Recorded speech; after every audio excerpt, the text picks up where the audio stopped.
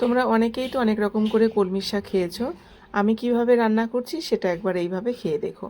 এটা হট করেই আমার মাথায় এলো যে চিংড়ি মাছ রয়েছে ফ্রিজে, তা ভাবলাম একটু এইভাবে করি। শাকগুলো ভালো করে ধুয়ে কেটে নিয়েছি ছোটো ছোটো করে, আর এবার চিংড়ি মাছ সর্ষের তেলে রান্নাটা করছি। হালকা হাই ফ্লেমে চিংড়ি মাছটা ভেজে তুলে নিলাম।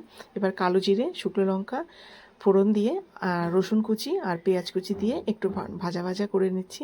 তারপরে বেগুন ছোটো ছোটো করে ডুমো ডুমো করে কেটে নিয়েছি, আলু আর বেগুন লবণ হলুদ দিয়ে এটাকেও একটু হালকা মিডিয়াম ফ্লেমে একদম ভেজে নিলাম। একটু সর্ষের তেল লাগবে দিয়ে দিলাম, আর কাঁচা লঙ্কাও কুচিয়ে দিলাম। দিয়ে বেশ এরকম আস্তে আস্তে ভাজা ভাজা করে তারপরে শাকটা দিয়ে দিলাম।